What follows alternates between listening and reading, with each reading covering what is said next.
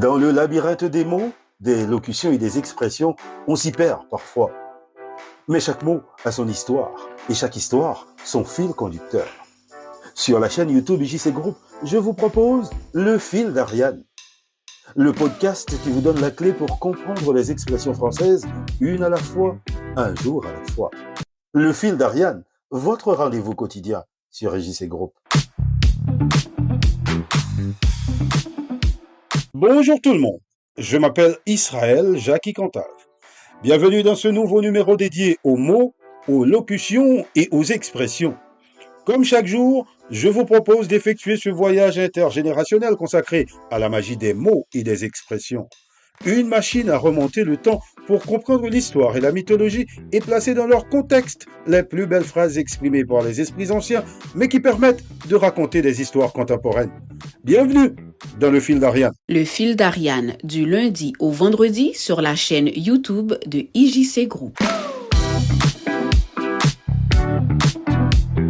Comme je vous l'ai annoncé dans l'épisode précédent, aujourd'hui les amis, je vais vous parler d'un vêtement devenu célèbre par les guerriers de l'Antiquité, une tunique. Vous savez pas ce que c'est qu'une tunique? Non? Mais oui, vous savez ce que c'est. Peut-être vous ne l'appelez pas de la même manière. En tout cas, dans l'Antiquité, chez les Romains et les Grecs, par exemple, la tunique était le vêtement de dessous, comme une espèce de chemise longue, portée par les hommes et les femmes, avec ou sans manches, et serrée à la taille par une ceinture. C'était le vêtement de base sur lequel on ajoutait d'autres vêtements comme la toge pour les Romains. C'est aussi le nom donné à une longue veste d'uniforme militaire comme les tuniques rouges des soldats britanniques ou anciennement portées par les collégiens. Dans la mode d'aujourd'hui, une tunique, c'est un haut, ample et long, qui descend généralement jusqu'aux hanches ou à mi-cuisse, parfois jusqu'aux genoux. Elle est souvent en forme de T ou droite et s'enfile par la tête.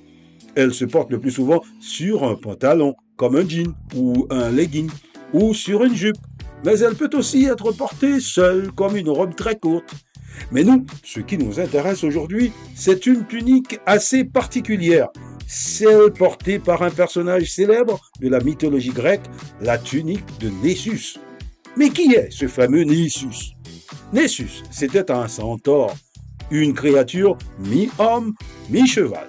Contrairement aux sages Chiron, la plupart des centaures, y compris Nessus, étaient réputés pour leur sauvagerie, leur brutalité et leur lubricité.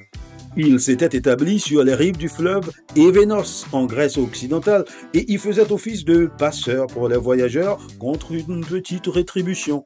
Il propose à Héraclès de faire traverser sa femme, Déjanire, sur son dos, pendant que le héros, lui, traverserait à la nage. Pendant la traversée, Nessus tente d'abuser de Déjanire. Héraclès, entendant les cris de sa femme, décoche immédiatement une flèche empoisonnée trempée dans le venin de l'hydre de Lerne, qui atteint mortellement Nessus. Avant de mourir, et par vengeance sûrement, Nessus ment à Déjanire en lui disant que son sang est un puissant filtre d'amour qu'elle doit conserver. C'est ce sang empoisonné qui, une fois enduit sur la fameuse tunique de Nessus, causera la mort atroce du héros. Le Fil d'Ariane, votre rendez-vous quotidien. Oui, parce que l'histoire ne s'arrête pas là. Plus tard, Déjanire, jalouse d'une autre femme, décida d'utiliser le filtre. Elle enduisit de ce sang une tunique et l'envoya à Héraclès pour qu'il la porte. Dès qu'Héraclès enfila la tunique, le poison de l'hydre réagit avec la chaleur de son corps, lui causant d'atroces brûlures. La tunique était si imprégnée qu'elle collait à sa peau, et quand il tenta de l'arracher, il s'arracha des lambeaux de chair avec elle. Ne pouvant supporter cette souffrance interminable, Héraclès se fit dresser un bûcher sur le mont Euta et s'y immola.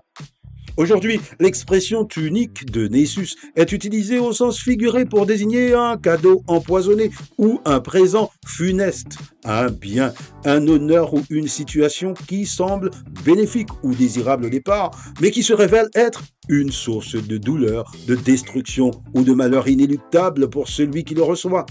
La tunique de Nessus, c'est un fardeau destructeur ou une contrainte inextricable, quelque chose dont on ne peut se défaire, qui vous colle à la peau et vous consume à petit feu. Le fil d'Ariane, une expression, un jour à la fois. Et voilà, les amis, la prochaine fois qu'un ami vous propose d'enfiler une tunique, vérifiez avec lui qu'il ne s'agit pas de celle de Nessus. Le fil d'Ariane, c'est fini pour aujourd'hui. Mais si vous avez bien suivi notre histoire de tunique, vous avez remarqué qu'à un moment, je vous ai parlé de l'hydre de Lerne. Oui, oui, allez réécouter et vous verrez. Eh ben, c'est bien de cette expression qu'on parlera demain. Mais d'ici là, continuez de vous abonner à la chaîne YouTube IJC Group pour découvrir d'autres contenus.